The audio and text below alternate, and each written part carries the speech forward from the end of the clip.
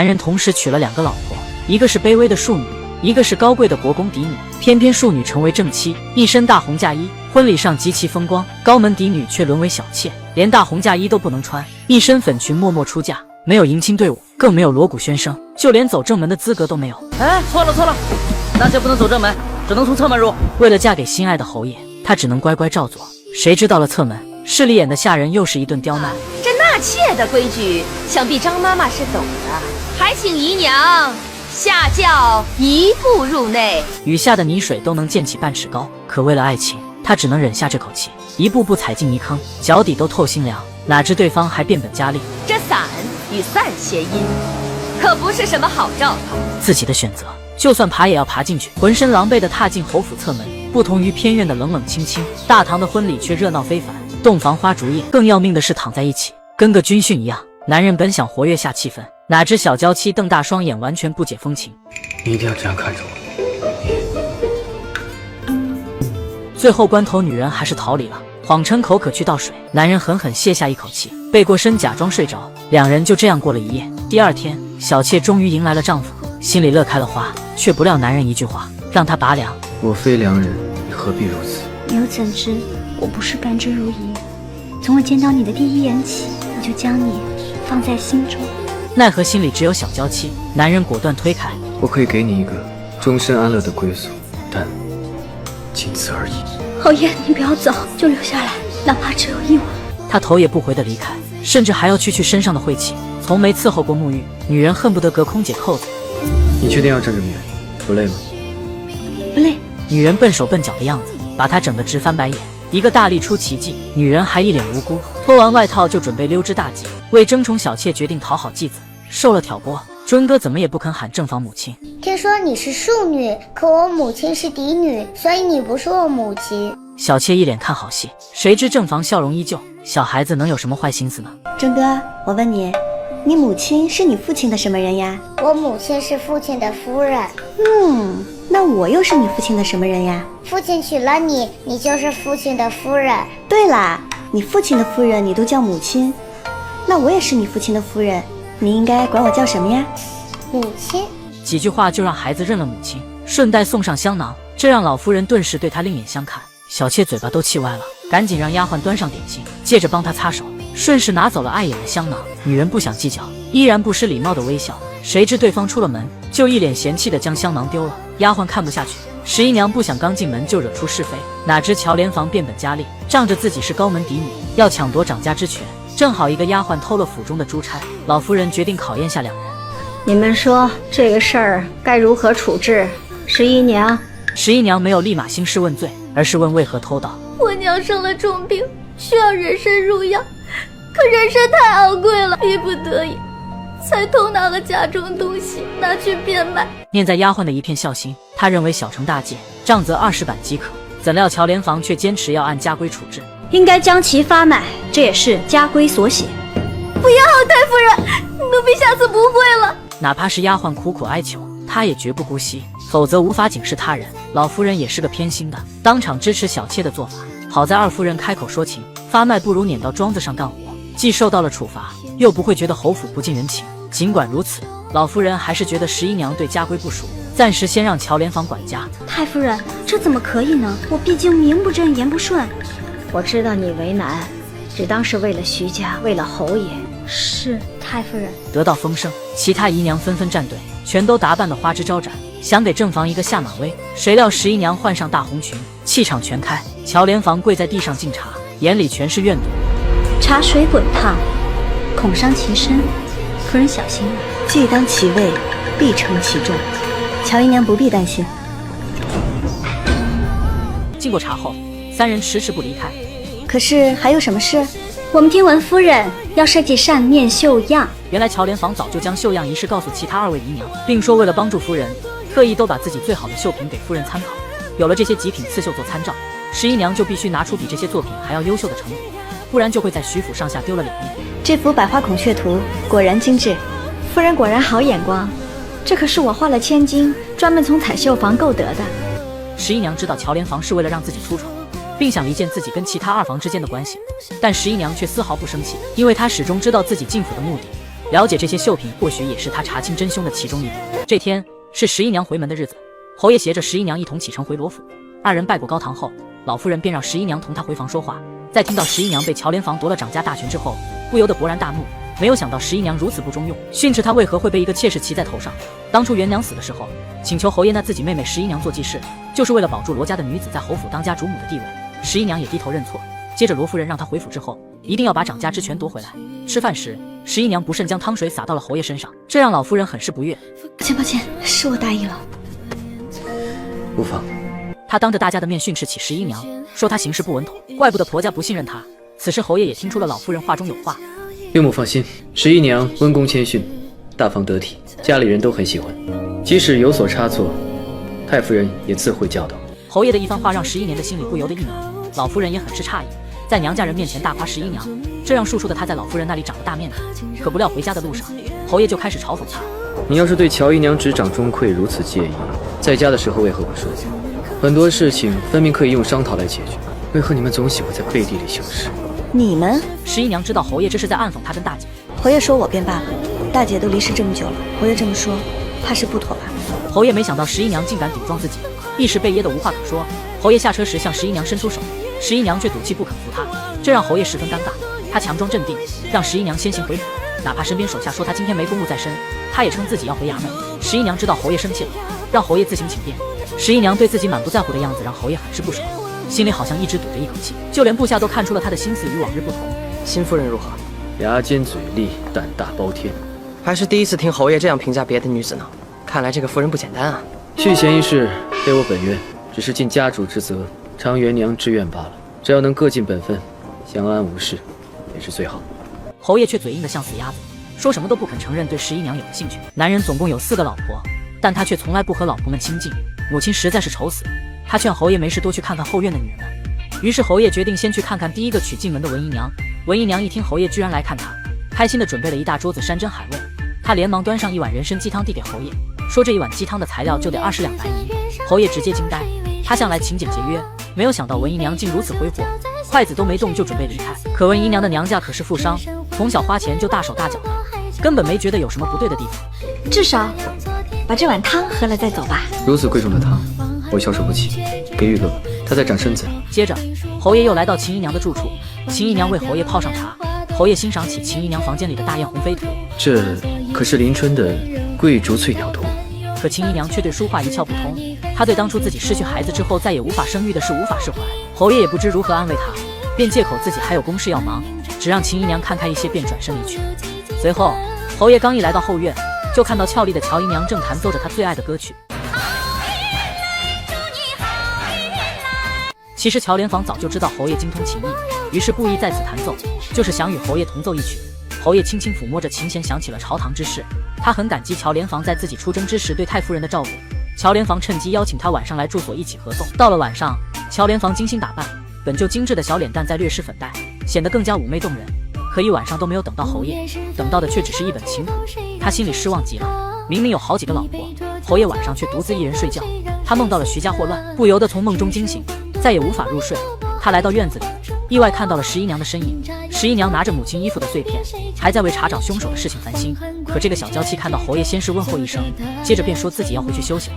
比起那3个老婆，就这个特别。侯爷直接叫住了她，两人在交谈中，十一娘不仅猜中侯爷的心事，她还明确告诉侯爷，自己其实根本不想争夺什么掌家之权。我认为管得好才是目的，谁来管不重要。你倒是看得挺透彻，看来暖哥看书是有点用。这天，十一娘与丫鬟在院中看到几只刚绽放的花朵，可个矮的她却怎么也够不着。这时一只大手从背后伸了过来，帮十一娘摘下了花朵。十一娘又瞪着她的大眼睛盯着侯爷看，可能这时才发现侯爷其实也挺帅的。十一娘连忙道谢，侯爷却说一家人不必客气，并提起掌家之权之事。他表明了自己的立场。乔姨娘是因为你刚嫁入徐家，不熟悉家里事务，暂代你执掌钟馗，你才是我们徐家的主。堂堂正式竟被一个小妾骑到了头上。本来该分配给十一娘的上等蜀锦竟然是次品，而一等品的蜀锦竟被妾室乔连房领走。好呀，夫人，这侯爷才不来几天，他们就欺负到我们头上来了。这件事啊，关系到夫人的身份地位，咱们寸步都不能让。陶妈妈不顾十一娘的劝说，一定要去找周妈妈讨个说法。可全府都知晓十一娘如今不受宠，周妈妈仗着自己有乔连房撑腰，两人你一言我一语，很快便动手打了起来。如今掌家之权的人是乔连房，他二话不说就命人先打陶妈妈30大板。不服气的陶妈妈还和乔连房对骂：你连我们夫人的一根手指头都不如！你别看你现在执掌钟馗，长久不了！气得乔连房拍桌站起。若夫人想要钟馗之权，只管让他来找我，何必让你这个疯婆子在这放话？你目中无人，以下犯上，再打10仗！给我打！你住手！就在这时，11娘及时出现，乔连房却恶人先告状，说陶妈妈动手打人，不教训她一下，只怕侯爷会怪她管家不严。11娘面色不悦，斥责她陶妈妈犯了错，也应该由自己来管。可乔连房也不打声招呼就私自处置，怕是没有把我这个主母放在眼里。妾身不敢，只是太夫人让妾身执掌钟馗。说起太夫人，我便想起来了，这陶妈妈是尊哥的奶娘，尊哥又是在太夫人的院里，算起来，陶妈妈也算半个福寿院的人。乔姨娘既不知会我，也不禀告太夫人，私自用刑，居心何在啊？是妾身唐突了。11娘条理清晰，堵得乔连房哑口无言。很快，事情传到了老夫人那里。她虽然知道这次是乔连房不对，可老夫人还是偏向于乔连房。她在大厅上称蜀锦是她分配的，话里话外的暗示11娘做好本分，管好自己的人。而11娘却没有一丁点生气，只笑着说自己管教不力，到房里落泪不止，拿着剪刀就直接毁掉了衣服。自己本是嫡女，为了侯爷不惜放弃一切自尊脸面，可侯爷为什么就是不肯接受她？周妈妈安慰起了乔连房，她认为一切都是罗家那个庶女的错，只有夺得正室之位，侯爷才不会轻看她。所以我一定要成为正室。夜晚时，侯爷特意来到西跨院，面对11娘，他同样没有好脸色，表示自己也听说了蜀锦的事，让他拿出主母的威严，不要再被下人欺负。侯爷刚没说2句好听的话，接着又说过2天他要随皇上外出狩猎，只希望11娘不要再惹是生非。惹是生非？敢问侯爷，我错在何处？稍有不满，就指使下人打架闹事，此不为错。侯爷如何知道是我指使？陶妈妈是你的人，她做的所有事都与你有关，这道理你不会不懂。侯爷都不调查一番就跑来责问我，如此行事怎能让人信服？11娘噎得侯爷无话可说，放下茶杯，怒气冲冲地离开。侯爷，尖嘴里不可理喻。不是特地来看夫人吗？怎么又吵起架来了？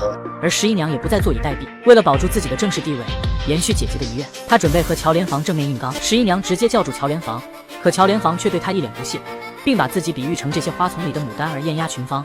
11娘也不甘示弱，她表示个花入各眼，自己就偏爱梅花，并暗示乔连房看管好自己2花便相安无事。若非得跟梅花较劲，那牡丹恐怕分外娇嫩了些。说完，11娘转身离去，留下不服气的乔连房，心里暗自计划着如何赶紧坐上正室之位。就在这时，侯爷的妹妹丹阳县主怀孕，上次在慈安寺祈福，寺中法师说丹阳与属牛之人相冲，而11娘恰好属牛，老夫人就想让11娘搬往郊区暂住。11娘二话不说便答应下来。随后，11娘准备启程前往西山别院，这时陶妈妈追了出来，她责备11娘轻易应下此事，这一走可能就是几个月，等再回来时，恐怕连主母的位置都保不住。而11娘这次痛快答应离开，就是想调查一下母亲的死因，因为当初11娘为了逃婚，和母亲在慈安寺会合时，母亲在半路被人杀害，而当时在母亲手里发现她扯下了一块布料。11娘带着琥珀在库房里搜寻了半天，终于找到了与母亲手里相似的布料，可11娘不能确定，便带着布料去仙灵阁让简师傅帮忙判断。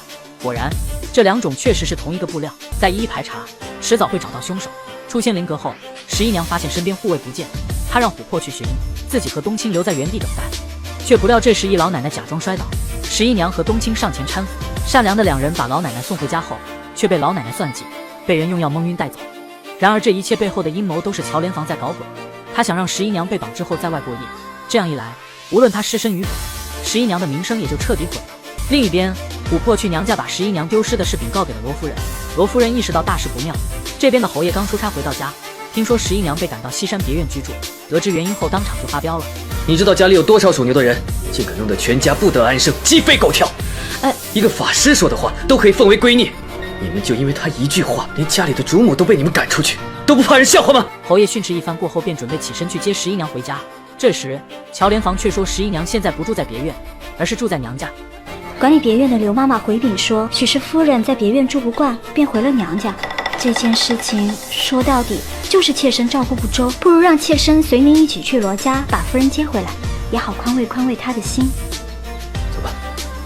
接着便亲自前往岳母家接人，可岳父母却遮遮掩掩，说十一娘出去买东西了，仿佛故意在拖延时间。侯爷也隐约感觉事情不对劲。妾身刚刚让秀媛去问了护卫，护卫说并未见到夫人出门。他看向岳父母，想从他们嘴里得到实情。就在他得意的准备看他娘家人出丑时，却不料十一娘竟然毫发无损。我回来了。巧莲房意外地看着十一娘，故意问她出去这么久都买什么了。罗夫人立刻掩饰，问她给五娘做衣服的布料买回来没有。十一娘立马一回，真是不巧，我逛遍了全城的铺子，都没有看见那个花色。这不，两手空空的回来了。就这样顺利地解决了这场危机，罗夫人这才松了一口气。接着把十一娘叫到房间，问起怎么回事。罗夫人这才知道她和冬青二人被人劫持，在他们追逃时，幸亏大哥和简师傅找了一条狗，通过十一娘身上玫瑰花露的气味找到了她，又恰好遇到侯爷的属下正在街上寻她，十一娘便顺理成章地让属下在街上找到了她。此次虽然有惊无险，但事关清白，罗夫人让十一娘打死都不要泄露此事。接着提醒十一娘要提防乔莲房。回去路上，十一娘询问侯爷为何要来接她，侯爷说起了属相相冲的事，他压根就不信。十一娘对此倍感意外，为何这般看我？我以为侯爷念性其有。我说过，你既已嫁给了我，我便不会让你受不公平待遇。这时马车也来助攻，一阵颠簸，直接把十一娘颠到侯爷怀里。十一娘顿时心路乱撞，赶紧坐了起来。经过这么一个小插曲，两人之间的气氛也缓和了不少。回府以后，侯爷立马来到乔莲房这里，质问他这个掌事的是怎么当的，给十一娘派的护卫擅离职守。乔莲房吓得立马跪了下来，直接把责任推给了自己属下刘妈妈。对于这种疏忽职责之人，一定要严惩。说完，侯爷便起身离开。乔莲房十分不服，他想不通为什么侯爷这么维护十一娘，接着便借着送月银的借口来讽刺十一娘没有掌家的权利。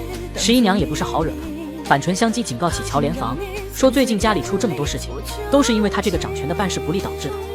不管是侯爷还是太夫人，都是心明眼亮的。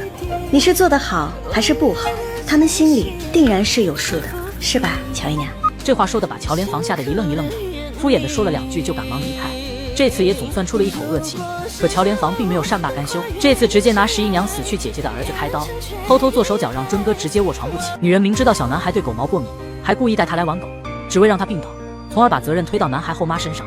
果然，老夫人责怪十一娘照顾不周，要把尊哥交给乔莲房照顾。这时尊哥突然哭喊着说身子痒，十一娘看着心疼不已，突然想起自家用的特效药膏，可拿来药膏以后却遭到乔莲房的阻止。这种乡下来的虎狼之药，怎么能够随随便便给尊哥用呢？我是尊哥的母亲，我又岂会不心疼他？十一娘说自己全家老小都一直用的这个药膏，侯爷却相信十一娘。果然上了药没多久，尊哥就安稳的睡着了。侯爷当下就决定还让十一娘照顾尊哥，却不料第二天，尊哥的病情又复发了。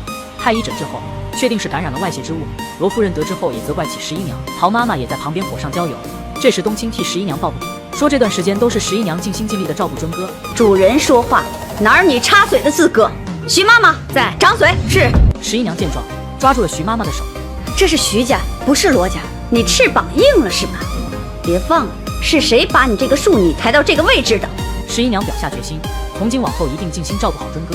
晚上，侯爷和十一娘都陪在尊哥的身边，但尊哥还是不停哭喊着痒，十一娘便给他唱起了童谣哄他睡觉。就这样，两人一直陪着到深夜。第二天，侯爷醒来看到十一娘趴在自己腿上睡着了，便细心的用手去给她遮挡阳光。十一娘也突然醒来，两人微妙的关系又近了一步。可尊哥虽然醒了，可病情却又加重了。这时老夫人也带人过来，告知十一娘以后不得离开自己的住处，因为慈安寺的法师说十一娘是尊哥的克星，两人必须分开。我不同意，再一次用这种子虚乌有的原因软禁十一娘。看到侯爷为了自己而对抗老夫人，十一娘心中不由得一丝感动。可为了不让侯爷为难，她主动提出同意禁足。可对这件事心存疑惑的十一娘找到了玉哥，问他们平时都喜欢去哪里玩耍。玉哥告诉十一娘他们经常去小花园的一处角落去玩，十一娘便偷偷来到小花园，没想到竟看到乔莲房的丫鬟正在喂一只小狗。看来尊哥的过敏和这只狗肯定脱不了干系。这狗是什么时候在这儿的？你是不是经常带尊哥来这儿？我去照顾尊哥了。别走，把话说清楚。来人呐！夫人逃出来了！太夫人严令禁止夫人出去，押回去。十一娘立马拎起狗笼就跑，后面的下人穷追不舍。正巧遇到侯爷路过这里，这时乔莲房也追了过来，看到侯爷以后立马吓住了。侯爷问这条狗怎么回事，经过太医的查看，确定了尊哥身上的过敏就是这只小狗引起。乔莲房见事情败露，立马开始了他的表演，说他不知道小狗身上带病，而他带人追赶十一娘只是怕他被小狗咬伤。而老夫人看着哭哭啼啼的乔莲房，也说莲房是自己从小看着长大的，不可能故意谋害尊哥。乔莲房一看老夫人护着他，接着表演起来。莲房罪孽深重，百生莫赎。若是尊哥有个万一，连房也不要活了。老夫人见状说：“尊哥不会有事的。”赶紧让丫鬟扶乔莲房起来。起来的时候还不忘给十一娘露出个得意的表情。而十一娘不会善罢甘休，终于这次抓住了乔莲房的把柄。乔姨娘，你好大的胆子啊！小妾终于向正室下跪认错，跪求十一娘原谅自己。原来前几天因为城中水灾泛滥，导致城里满是灾民，侯爷却又出差没在家。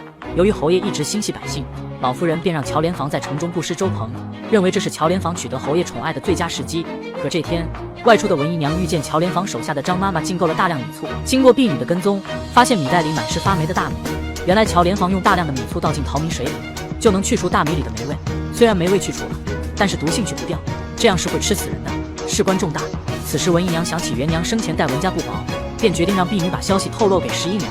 而十一娘临危不乱，她觉得必须得亲眼看到美女，说着便带人来到粮仓，却看到一个婢女慌慌张张的在粮仓门口。去，把粮仓门打开。钥匙在张妈妈那儿。张妈妈在哪儿呢？我不知道。小丫鬟吓得撒腿就跑，十一娘只好慌忙往赈灾现场赶去。其实美米并非是乔莲房所为，只是她属下张妈妈的儿子为了敛财以次充好。乔莲房得知以后十分慌乱，因为事情一旦暴露，肯定与自己脱不了干系。另一边的十一娘已经赶到周鹏，却不料被赶来的乔莲房千般阻拦，这让十一娘更加怀疑美米一事，准备硬闯粮仓。而这时乔莲房让下人借来的米却在半路出了意外，洒在街上，正在被灾民哄抢。这下完了，十一娘亲眼看到了粮仓的美女，乔莲房这时还装作毫不知情的把责任都推到了张妈妈的身上。张妈妈跪下成了替罪羔羊。夫人明鉴，覆巢之下焉有完卵，我是绝对不可能做出任何对徐家不利之事。可眼下是赶紧解决美米之事。十一娘当机立断，立马让手下去街上买新米。至于周鹏的粥必须先停下。而此时外面的灾民等了半天见还不施粥，便来了情绪，开始吵闹起来。十一娘只好出来安抚大家，说等新米煮好之后再为灾民施粥。灾民等了半天，却迟迟不见新米送来。可灾民又看到粮仓堆了很多米，便开始起哄起来。我听说他们留着这些米，就是要转手卖个高价。这些个腹背闲人，哪里真的会管我们死活？你胡说！就是骗子！突然，灾民全部一拥而上，准备去往粮仓抢米。十一娘上前阻拦，却被一个灾民推倒在地，刚想站起，却又被人狠狠地踩上一脚。还没等反应过来，7米高的牌匾也松动落下，即将砸到十一娘。夫人！这时，只见一支飞箭正中牌匾，把他射到一旁。十一娘转头看去，原来是自己的夫君驾马归了。在这关键时刻，侯爷及时出现救下自己，这让十一娘看傻了眼。侯爷下马第一件事就是先向十一娘跑去，赶紧扶着自己的小娇妻。侯爷，你受伤了？我没事。侯爷大声怒斥挑事的灾民，并让手下把闹事的抓起来。侯爷霸气护妻的模样让十一娘目不转睛地盯着他看。等安抚好灾民后，侯爷看到小娇妻的腿还在流血，心疼不已，直接把她抱了起来。十一娘瞬间愣了一下，接着侯爷骑马带着娇妻回家。娇妻坐在他的怀里，还不时地看着夫君那帅气的脸庞，这让他顿时乱了心房。侯爷一路抱着她，十一娘怕府中人看到影响不好，可侯爷却说他不在乎这个。乔莲房闻声急忙跑了出来，却看到侯爷抱着十一娘从门口经过，这让乔莲房的恨意再次叠加。侯爷竟然当着这么多人的面亲自抱夫人回来，却连话都不跟我说一句，你说他是不是厌弃我了？随后侯爷体贴地为十一娘上药，这让十一娘感觉有点不自然，因为两人结婚到现在从来没有过肌肤之亲。害羞了？谁害羞了？侯爷走后，冬青也开始打趣起了十一娘，说这个冷面侯爷原来也有温柔的一面。而知道周鹏之事的老夫人把乔莲房叫到眼前，说她太让自己失望了。乔莲房却委屈巴巴地说是自己用人不淑。侯爷做主将张妈妈杖责20逐出徐家，而乔莲房多次犯错，侯爷觉得她也担不起府中掌家之权，应交给临危不乱明事理的十一娘掌管。老夫人问起了二夫人的想法，二夫人也赞同侯爷。这样一来，张妈妈被赶走了，自己的掌家之权也没了，这让乔莲房心里的恨意更加深了。她心里又开始琢磨起了更狠毒的计划。晚上，十一娘带着要来看望在周鹏为自己受伤的秦姨娘。就在这时，侯爷却又好巧不巧的也来看秦姨娘。十一娘本想离开，可侯爷却让她留在这里一起吃饭。要知道，十一娘如果不在这里，侯爷铁定是不会在秦姨娘这里吃饭的。和自己2个老婆坐一起吃饭，属实有点尴尬。侯爷上来就夹着一块肉给十一娘，让她补补身子。十一娘尴尬的看了看秦姨娘，侯爷瞬间一回，又给秦姨娘夹了一片蔬菜，没吃2口。十一娘看着侯爷来这里一次也不容易，便想腾开地方给他们，便借口说头疼想先回去休息。可侯爷一听慌了，非要送十一娘回去，说着就拉着她的手往外走。就这样拉着她一步步走到十一娘院子门口。这时十一娘心里泛起了嘀咕，他是想留宿吗？万一有了孩子怎么办？等等，侯爷今晚是不是还没有给母亲婚定请安？母亲身边有二嫂伺候着。再说了，现在这么晚，老人家想必已经休息了。看这理由不成，没走2步，十一娘接着编起来。对了，我今日刚执掌钟馗，我一会儿还要去。这种小事不用你亲自去做的。侯爷，说了半天我都渴了，你这里有什么茶？男人故意将自己的窗户砸烂，只为能和小娇妻睡同一个房间，接着便顺理成章地带着被子来到十一娘住所。十一娘一脸懵逼。侯爷这是？半月畔的窗户破了，需要休息一下。这几天我就在这边住。破了？怎么破的？窗户怎么破的？啊，是小人不小心弄破的，破得厉害，3、2天估计修不好，得10天半月的。2个小丫鬟都看出了侯爷的伎俩，十一娘便过来帮侯爷铺床，2人的手不小心触碰到了一起，一瞬间2人有了心电感应。侯爷慢慢握住十一娘的手，想要靠上前去，可十一娘却害羞地躲开。之前是我疏忽了你，从今往后我不会再让你受任何委屈。听完侯爷的话，十一娘的心里很是感动。可到了晚上，2人都刚躺下，侯爷却突然急不可耐地跑到娇妻的床上。十一娘刚想起身，侯爷直接又把她按到床上。可这时尊哥却跑过来哭着找母亲，说自己做噩梦了，偏要和母亲一起睡。十一娘便唱着童谣哄尊哥入睡，侯爷也顺势把脸贴了过去。十一娘瞬间惊醒，侯爷看着尊哥给侯爷使眼色，让他赶紧躺好。侯爷接着便又大胆地贴着十一娘的脸，十一娘没办法，干脆把侯爷的胳膊拿来当自己的枕头。其实在这个时候，十一娘早已经在不知不觉中对侯爷的感情发生了变化。就这样，侯爷的胳膊当了一晚的枕头，导致酸疼起来。二夫人见状问侯爷就急是不是又复发了，侯爷却故意说昨晚没睡好。祖母，你不知道，父亲可胆小了，那么大了还要母亲抱着睡。尊哥的话直接让乔连房气晕，老夫人感觉侯爷终于开窍了，也偷偷笑了起来。你父亲可不是胆小鬼，你父亲和你母亲准备送你个小弟弟。侯爷也暗自窃喜，盼着十一娘能早日接受他。没多久，十一娘就突然干呕起来。夫人，你该不会是有了吧？乔连房吓得一激灵，老夫人慌忙叫大夫过来检查，可大夫却说时间尚早，还看不出什么来。而十一娘心中却了然一切，其实她是故意装给乔连房看的，因为她怀疑当初大姐怀孕就是乔连房在庙药里动了手脚，如今她怀孕，肯定也容不下她的孩子，乔连房必然会故技重施，这样一来，便可暗中布局守株待兔。很快，十一娘干呕的消息传遍整个侯府，侯爷一脸疑惑，明知道自己和十一娘什么事情也没有发生，怎么会怀孕呢？带着疑惑，他找到十一娘，只想知道她在搞什么鬼。十一娘解释只是身体不适，可能母亲他们都误会了，而且大夫也不确定是喜脉。那你为什么不明说你身体不适？那会儿大家都以为我有孕了，大夫又不确定，我若着急着分辨，那岂不是更奇怪吗？侯爷感觉他说的也有道理，十一娘想着此事就这样糊弄了过去，可没想到侯爷却灵机一动。但是若是要母亲空欢喜一场，未免也太不孝了。这样，你若是真想要孩子，我可以帮你个忙。哎，你若是实在圆不下去，我身为你丈夫，是可以帮忙补救一下。侯爷慢慢贴近十一娘，十一娘借口饭菜凉了推开了他。十一娘最终没有将事实道出，不免觉得有愧于侯爷，准备事成之后再向侯爷请罪。我若无凭无据就指证乔连房，母亲会信吗？侯爷您会信吗？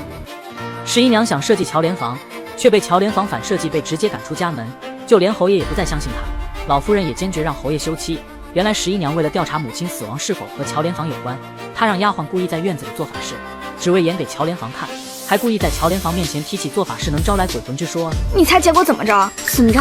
第一天那俩兄弟就开始掉头发，没多久就全身淤青，3天后瘙痒难耐，身上长满烂疮，到了第7天直接穿肠烂肚而死。这把乔连房吓得一激灵，神色慌张地溜回了房间。十一娘看着乔连房心虚的样子，心底更加怀疑。第2天一大早，乔连房确实发现自己掉了好多头发，这让他更加惊慌失色，立马来到慈安寺里求签。其实十一娘早就安排丫鬟换了签头，乔连房抽到任何一个都是下签。在他得知要超度死者遗物之时，快要吓晕过去。很快，他便命人去先前的元娘房中取来遗物，开始跪拜起来。可十一娘听说乔连房祭奠的竟然是元娘，而不是自己的母亲。再想起姐姐死前曾给她说的话，我这病也生得蹊跷，且药石难救，更加确定姐姐的死和乔连房有关。接着，十一娘故意让丫鬟挑了2盆对孕妇最不利的花拿回房间，这让乔连房察觉出十一娘一定是假怀孕。接着又通过秦姨娘的话中得知，发现十一娘果然在查元娘之事，一切都是十一娘做给她看的。还想算计我？说不定这就是天赐良机。乔连房决定主动出手，杀十一娘的措手不及。这天，乔连房引诱老夫人随他一起去仙灵阁，另一边，乔连房已经安排人手去仙灵阁闹事，并趁机推了十一娘一把，恰巧被赶来的老夫人遇见。回太夫人，夫人的月事期3日前就应该开始了。既然你3日之前就知道自己没有身孕，为何不说，还隐瞒着？还是你从一开始所谓的怀孕就是欺骗？这下直接激怒了老夫人。作为侯府的正室，不仅抛头露面在仙灵阁做生意，还假装怀孕，直接遭到老夫人的怒斥。而十一娘的态度令老夫人更加生气，她让人立马将侯爷请回来。在得知侯爷出京办事后，她当场做主，安排下人直接将十一娘送回娘家，等着侯爷回府之后就休妻。十一娘走出徐府大门，乔连房嚣张地看着她离开。可这一切早都在十一娘的计划当中，她之所以这样做，就是让乔连房以为自己计谋得逞，这样她就会放松警惕。可第二天，乔连房得知当初给元娘抓药的明镜失踪了，他认为此事十分蹊跷，明镜十有八九就是在罗家的乡下别院。紧接着，乔连房带着丫鬟前往乡下别院，刚到院门口，他就看到绑在柱子上的人果然就是明镜，就派人过去杀了他。动手！乔连房！哼！这时十一娘突然走了出来。你要干什么？我本不想取你性命，但是你自己送上门了，就别怪我不客气。你费尽心思追到这里来杀人灭口，还不承认是你害了大姐？你说的没错，是我让明镜在元娘的药里动了手脚，元娘就是我害死的。可你知道又有什么用？你还有命去告诉别人？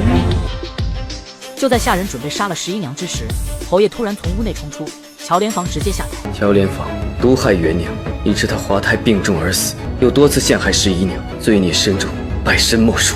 依照家规，杖责3事后送入浓妆，待法修行，此生不得回境。恶毒小妾终于自食其果，被发配到尼姑庵，同样都是侯爷的妻子。可怜的乔连房没想到侯爷对十一娘这么深信不疑，为了对付自己，两人演了一出好戏。侯爷还叫来乔连房安插在仙灵阁的眼线，这时才得知原来当时让尊哥接触小狗染病的也是乔连房。一切终于真相大白，老夫人伤心欲绝，也不再相信乔连房。侯爷拉着小娇妻的手回到房间，十一娘看着房间里精心布置的一切，开心的合不拢嘴。侯爷的所作所为终于打动了十一娘，由刚开始对侯爷的看不顺眼变成现在的喜欢。侯爷为何对我这么好？因为你若欢喜，我便也欢喜。刚扑到侯爷怀里没多久，下人就来传话，说乔连房当尼姑前想请求再和侯爷单独说几句话。乔连房说起小时候母亲带他去侯家玩，看到侯爷正在抚琴，从那时候他就深深迷恋上了侯爷。那时候我瞧着你，心里就在想，你可真好看呀，长大了我一定要嫁给你。可侯爷根本听不进去，乔连房又喊住了他。我爱了你10几年，你为什么还是不能接受我？我才是这个世上最爱你的人。都这个时候了，乔连房还贼心不死，还想拉侯爷的手。侯爷丝毫不为乔连房所动，爱是相互欣赏而不是强求。乔连房虽然是嫡女，但是她心术不正，又如何能比得上善良的庶女十一娘？乔连房看彻底没有希望，从此便一人在乡下妙安反省。恶毒的乔连房终于下线，没有了乔连房，十一娘和侯爷的感情就好像少了一道屏障。七夕晚上陪着十一娘外出游玩，还不时地对十一娘露出宠溺的眼神。再听到投到湖中就可以得到2盏花灯，而且眷侣还能白头偕老时，侯爷二话不说拉着十一娘就参与其中。经过侯爷指挥，十一娘一下子就轻松投入湖中，她开心的像个孩子一样又蹦又跳。两人带着花灯来到河边，侯爷向十一娘许下了诺言：生死契阔，与子成熟，执子之手，与子偕老。十一娘听着侯爷的诺言，说不开心肯定是假的。侯爷慢慢贴近十一娘，就在快亲到嘴巴的时候，调皮的十一娘竟然拿出糖葫芦挡在中间。糖葫芦虽甜，但一定没有十一娘的嘴唇甜。侯爷怎能轻易放过这次机会，拿走糖葫芦再次吻了上去。这次十一娘没有闪躲，可好景不长，这天十一娘从简师傅的口中得知母亲的死并非是刀伤，而是隐藏在刀伤下的剑伤。十一娘便带着冬青再次来到案发现场寻找线索。这时她突然想起当时除了母亲被害之外，在附近还发生了另外一件事。侯爷在后山抓住了一个海盗，但是这跟姨娘有什么关系？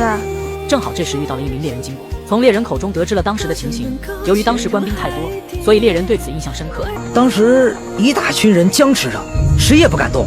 最后，那个带头的大官一剑就把那个女的给射死了。得知事情真相的十一娘一下子被震惊在原地。十一娘不敢相信是自己的丈夫杀了母亲，可这时十一娘却又看到猎人的剑筒里就是徐家特有的3棱剑，她彻底崩溃。这剑怎么和我以前看过的剑不太一样啊？这是3棱剑，它带有倒刺和血槽，比一般的剑尺寸略大一些，是我们徐家独有。你怎么会有这支剑？这是我那天捡来的呀，我都靠它打了不少猎物了。会是他。